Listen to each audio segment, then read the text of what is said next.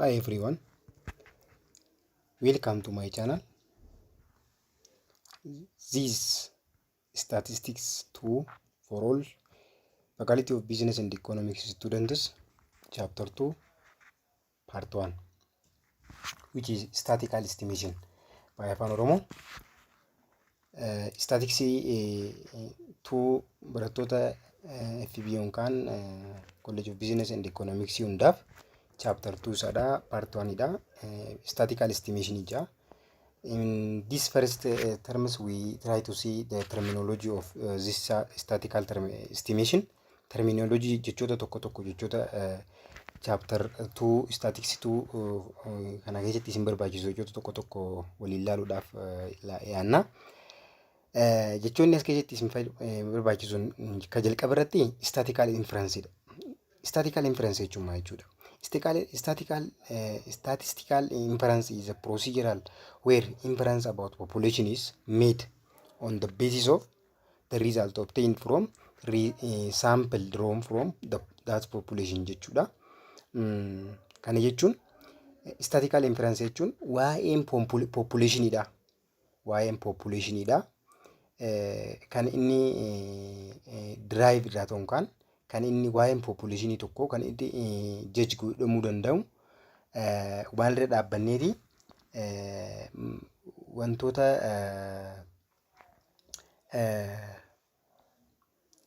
irra dhaabbannee judge godhuu dandeenyu saampilii isarraa drawn ta'e tokko fakkeenyaaf amma barattoota kilaasii keessan keessa jiran barattoota 100 jiru yoo jenne barattoota 100 kana barattoonni 100 kilaasii keessa jiru kun maal jennaani populationii jennaan.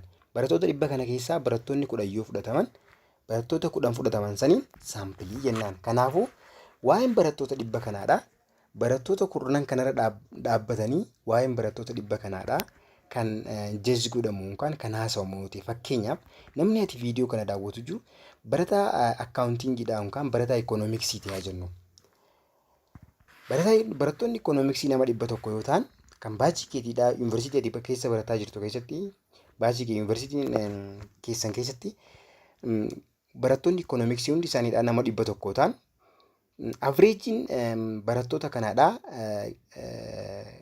nama 100 kanaa kan inni judge godhamuu danda'u namni 10 isaan keessaa select godhamanii cimina isaanii ilaaluu barbaadan ciminni barattoota economicsii baratanii nama 100 giddu galeessaan yoo laallu hundi isaaniidha gireedii 3 4 ol qabanii jennee gireedii nama 10 qofa laallee kan waa'ee barattoota 100 kan dubbannu ta'e that is known as statistical inference because we judge or we draw the population inference based on the sample that we have already drawn from that population jechuudha. This can be achieved. This statistical inference can be achieved through two things process. The first one is estimation, and the second one is hypothesis testing. Estimation gaafa jennu chapter kana keessatti ilaalla. Hypothesis testing immoo chapter itti aanu keessatti ilaalla.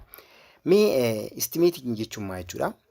Estimation is a procedure where inference about population is made on the basis of the result obtained a sample drawn from that population. Just as we say about statistical inference, estimation is the same with that one when the population inference is made from or on the basis of the result obtained from the sample drawn from that population jechuudha. Population isin irraa waan argame sample isin irraa dhaabbannee waa'ee population isanii judge goonu population isaniif judge godhuudhaaf amalli nuti saampilii isin irraa deemnu sun maal jedhama? Estimation jedhama. Estimate godhuun kan tilmaamuu jechuudha.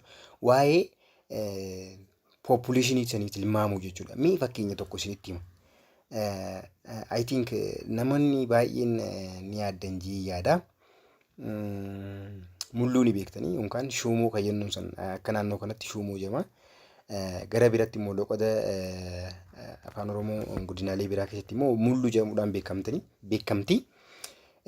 Mulluu kana namni tokko mulluun kun gaafa bilchaatee moo hin bilchaanne jedhanii gaafa isin ibiddarra jirtu yookaan bilchaachaa jirtu teest godhuudhaaf hunda isaadhaatii miti kan afaan itti naqatanii itti teesti godhan bilchaachuu fi bilchaachuu dhabuusaadha jechuudha. Kan teesti godhamu achi keessaa maankiyaa tokkoon kan cilfaa tokko irraa qicamee kan hin qicame sun inni cilfaa keessa jiru sun totally it is now sample but the total amount of that amount in the dish is known as population.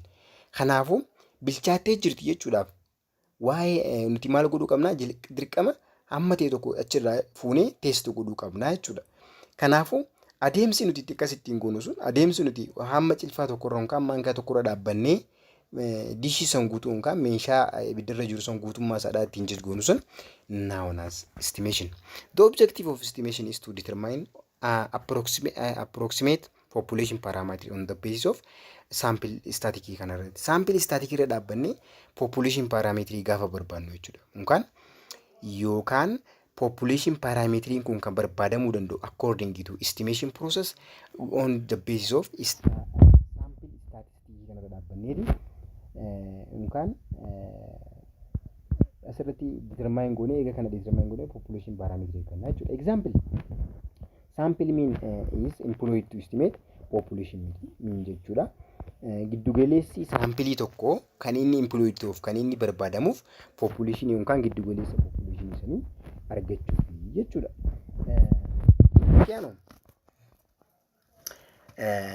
Estimation is just as I say before. Estimator kan jedhudha. Estimator jechuun immoo refers to any sample static that used to estimate population parameter jechuudha. Laala asitti waan xiqqoo hubattan barbaadu static fi parameter wanni jedhamu kun it is the difference of population in the sample jechuudha. Sample daaf static jenna, population daaf garuu parameter jenna. Estimator jechuun immoo fakkeenyaaf standard deviation of sample jiraachuu danda'a. Mean of sampling jiraachuu danda'a. Maybe variance of sampling jiraachuu danda'a.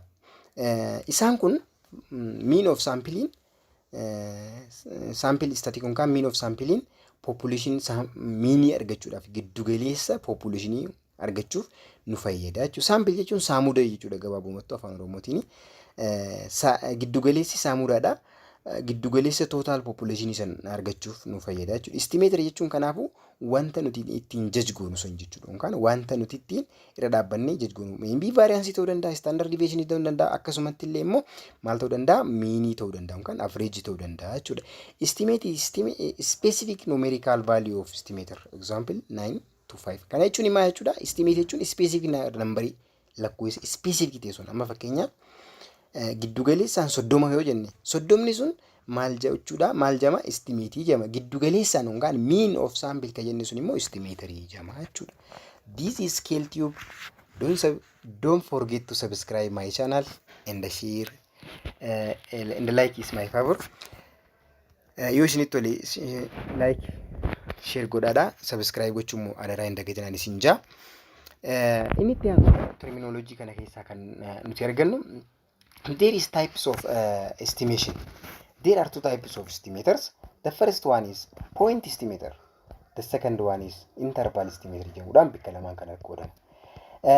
Point estimator jechuun walakkaa waan sanatti fakkeenyaaf wanta tokko fudhannee directly wanti sun asii hamma asiiti osoo hin jiin directly 30 yookaan 20 yookaan 50 jennee lakkoofsaan point directly waan san maqaa dhahu jechuudha.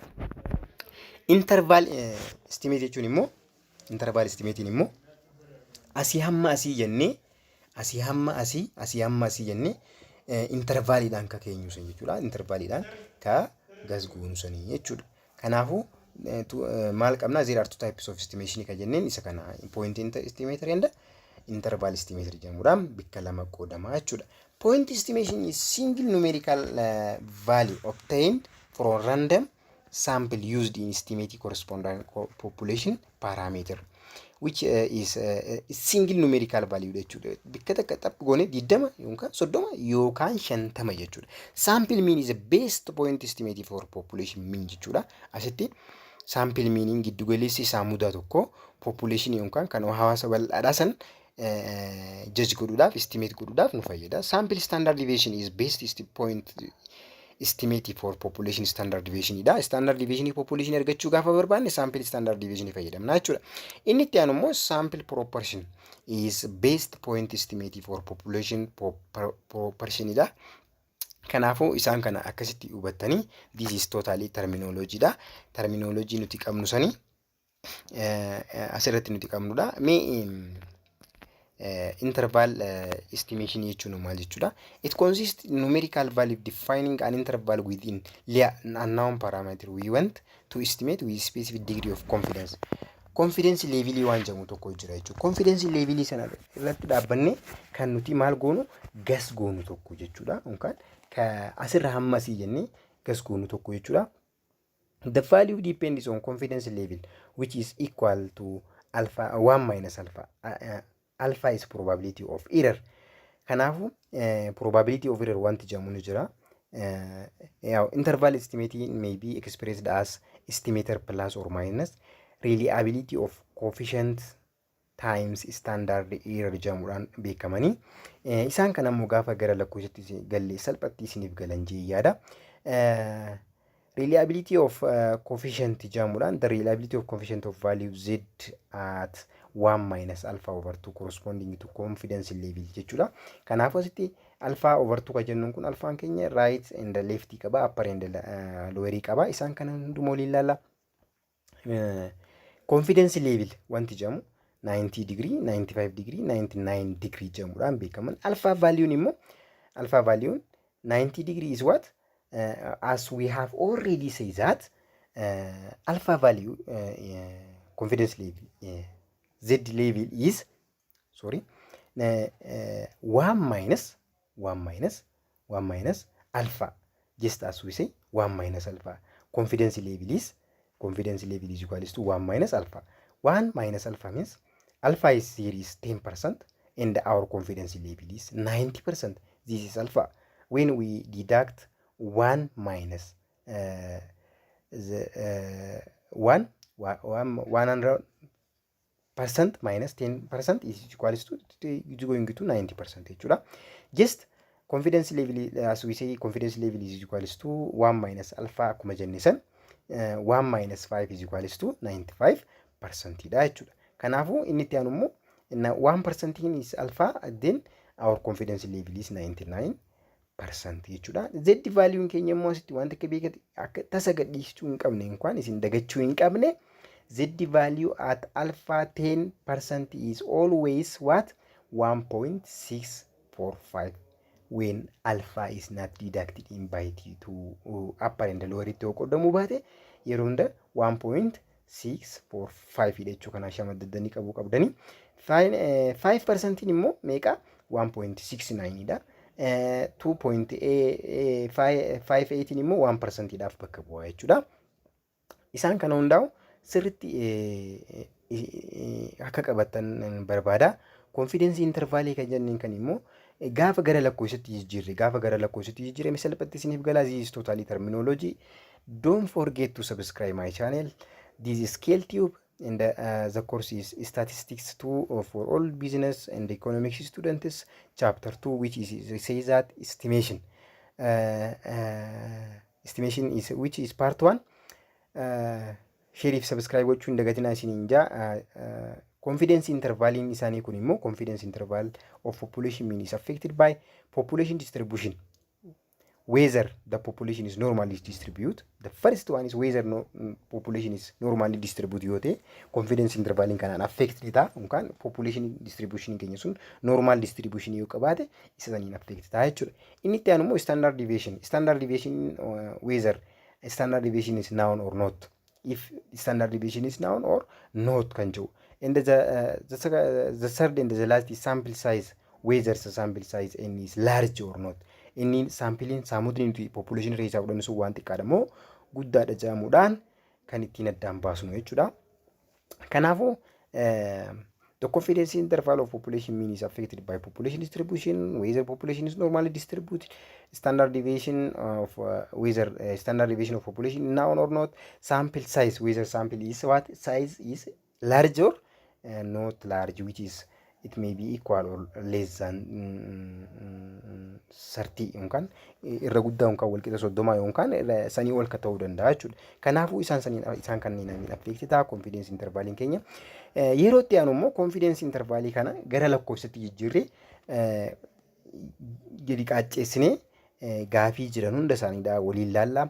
Gaafiin ni jiranii lakkoofsatti jijjiirree gaafa gara lakkoofsatti gaafa jijjiiramu baay'ee salphataa isinitti tola. Istaatiksiin baay'ee namatti tola waan ta'eef isaan kanallee yeroo itti aanu waliin laallaa. Hammasitti nagaan tura.